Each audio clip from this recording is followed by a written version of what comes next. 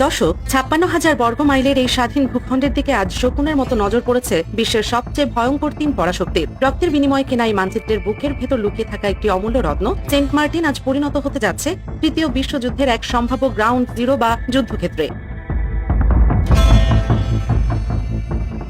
যে বঙ্গোপসাগর একদিন ছিল আমাদের জেলেদের নীরব আশ্রয়স্থল, সেই সাগর আজ হয়ে উঠেছে আমেরিকা, চীন এবং ভারতের চরম পেশি শক্তি প্রদর্শনের এক ভয়ঙ্কর দাবার বোর্ড। গত 5 আগস্ট শেখ হাসিনার যে তাসের ঘরের মতো পতন হয়েছিল, তার পেছনে কি শুধুই ছাত্র জনতার ক্ষোভ ছিল, নাকি পর্দার আড়ালে সেন্ট মার্টিন নামের এই সোনার হরিণটি আমেরিকার হাতে তুলে না দেওয়ার চরম খেসারত দিতে হয়েছিল পতিত স্বৈরাচারকে? আজ যখন নতুন বাংলাদেশ গড়ার কারিগর হিসেবে তারেক রহমান এবং বর্তমান সরকার রাষ্ট্র পরিচালনার দায়িত্বে, তখন তাদের গলায় ফাঁস হয়ে দাঁড়িয়েছে মাত্র 8 বর্গ কিলোমিটারের এই প্রবাল দ্বীপ। 3 পরাশক্তির দানবীয় জাতাকলে পড়ে আজ চরম অগ্নি পরীক্ষার মুখে বাংলাদেশের সার্বভৌমত্ব।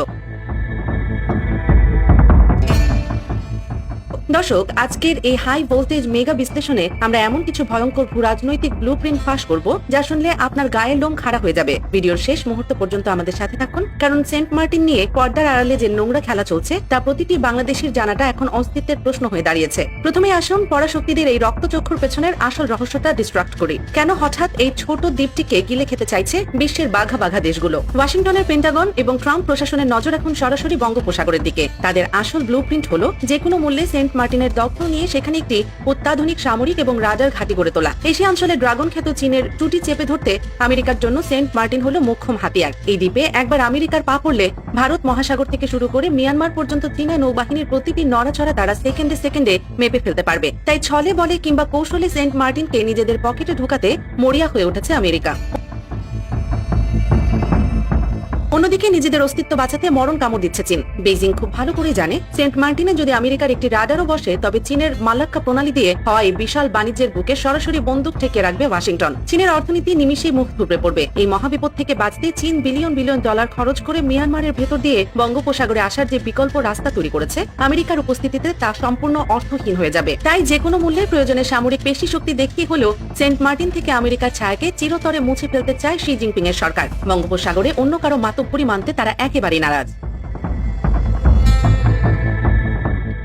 আর এই দুই বাঘা বোয়ালের ভয়ঙ্কর রেশারেশির মাঝখানে পড়ে রাতের ঘুম হারাম হয়ে গেছে প্রতিবেশী ভারতের। নয়াদিল্লি চরম আতঙ্কে ভুগছে তাদের উত্তর পূর্বাঞ্চলীয় 7টি রাজ্য বা 7 সিস্টার্স নিয়ে। বাংলাদেশের ঘাড়ের উপর দিয়ে যদি আমেরিকা বা চীন তাদের দাপট দেখায়, তবে ভারতের নিজেদের ঘরের নিরাপত্তা মুহূর্তের মধ্যে তাসের ঘরের মতো ভেঙে পড়বে। সেন্ট মার্টিনে বিদেশি শক্তির পাওয়া মানেই ভারতের ভেতরের সব সংবেদনশীল সামরিক খবর সহজেই পাচার হয়ে যাওয়া। তাই নিজেদের উঠোন বাঁচাতে ভারতও এখন পর্দার আড়ালে চরম নোংরা এক স্নায়ু যুদ্ধে লিপ্ত। এই ঘোলাটে পরিস্থিতিকে আরো ভয়ঙ্কর করে তুলেছে আমাদের পাশের দেশ মিয়ানমারের রাখাইন রাজ্যের চরম অস্থিরতা। আরাকান আর্মি সেখানে যেভাবে নিজেদের প্রভাব বাড়াচ্ছে, তাতে সেন্ট মার্টিনের আশপাশের এলাকা এখন একটি জ্বলন্ত বারুদের স্তূপে পরিণত হয়েছে। আর আন্তর্জাতিক রাজনীতিতে একটি কথা খুব প্রচলিত, ঘোলা জলে মাছ শিকার করতে পরাশক্তিরা সবচেয়ে বেশি পছন্দ করে। দর্শক, এই ত্রিমুখী দানবীয় জাতাকলে পড়ে তারেক রহমান এবং বর্তমান সরকারের অবস্থা এখন আক্ষরিক অর্থেই শাখের করাত। ক্ষমতা নেওয়ার পর থেকেই সেন্ট মার্টিন হয়ে উঠেছে তাদের সবচেয়ে বড় গলা কাটা। সম্প্রতি সেন্ট মার্টিনে পর্যটকদের যাতায়াত সীমিত করার যে কঠোর সিদ্ধান্ত সরকার নিয়েছে, তা নিয়ে অনেকেই প্রশ্ন তুলছেন। এটি কি সত্যি কেবল পরিবেশ রক্ষার জন্য,